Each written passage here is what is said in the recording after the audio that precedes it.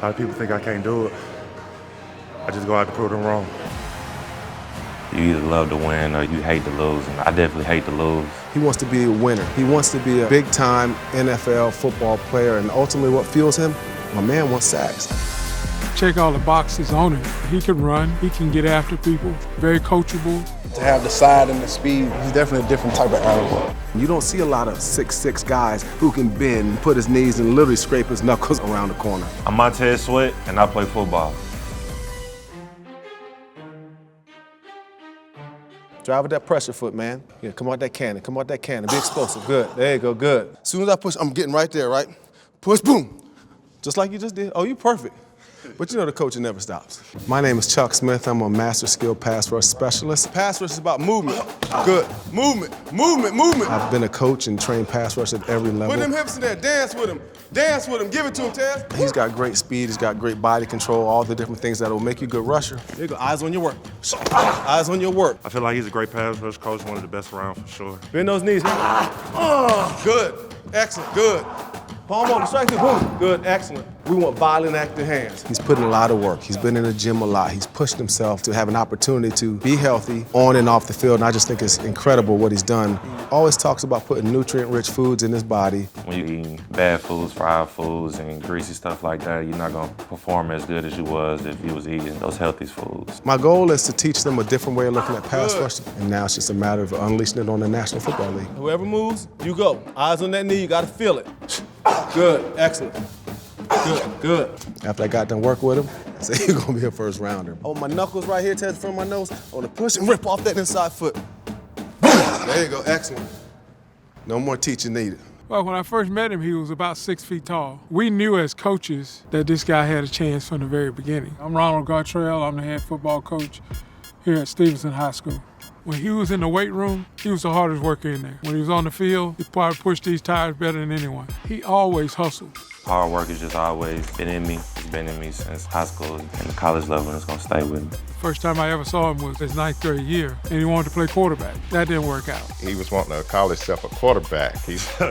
I remember Coach Gartrell told him he'd be better at another position. Let me tell it, I was one of the best QBs around there, man. He decided to sit out a year. He wanted to try basketball. I wanted to take off the year and actually focus on basketball. I thought I was gonna be in the NBA. Most kids probably would have stuck with basketball. The attention he was getting there, he was a heck of a basketball player. And then he decided to come back to football. My grandma brought me back down to reality. You always have to do what you have to do before you do what you want to do. Basketball still was in his heart. There were a lot more opportunities with football than with basketball, even though he was good at both of them. Eventually, he committed to defense on football. We see where that's taken him.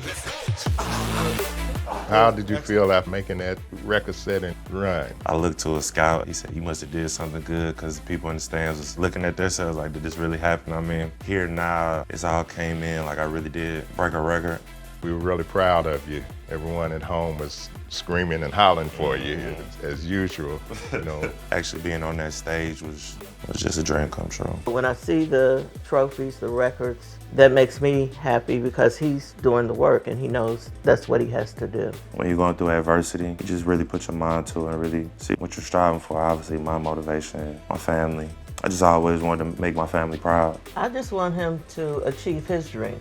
He's come so far, always been healthy. Grandmama's a super lady. I'm sure he had the best meal of any of our kids when he got home. He's always had a good appetite. Kids just don't grow like that if they're not eating well. But that type of conditioning comes from nutrition also.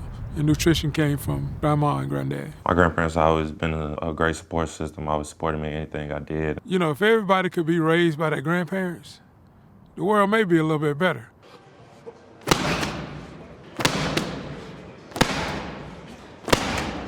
Tez's drive is fueled by his family. He wants to be able to provide for his family. He has a lot of people that's rooting for him. My name is Jarrell Harris. I'm from Gaston, Alabama, former NFL linebacker. We're here in Atlanta, Georgia. We're at the Stacks Performance Facility. Even though he's a big guy to us, he's going to be a smaller guy to the offensive tackles. We want to make sure that he's well conditioned for the drills and stuff that they're going to take him through. Tackles weigh every bit of 300 pounds and plus. So a lot of times his leverage and his ability to be able to get the weight up and to get them off of him and get around the edge is going to help him be successful in the league. He has a good chance to be the first DN outside linebacker taken off the board. I think that drives him to get better each and every day and to keep improving. He showed up to combine, he did what he needed to do. So now it's just solidifying what they've seen and make his mark in the NFL. Appreciate it. Good work. I've been watching him play sports since park ball to middle school to high school to college. You remember when we raced and I beat y'all? No, I beat you. No, you did. I beat you. I beat you. No, you did not beat me. Okay, she beat me. She beat me. My name is Sweat. I'm Montez Sweat's sister. These are my daughters. AKA Lily and Seth. They always know if Uncle Tez does his very best, then they can do their very best as well. It's amazing. I'm glad to see him out there pursuing his dreams. He's worked so hard and dedicated his time to mastering his craft.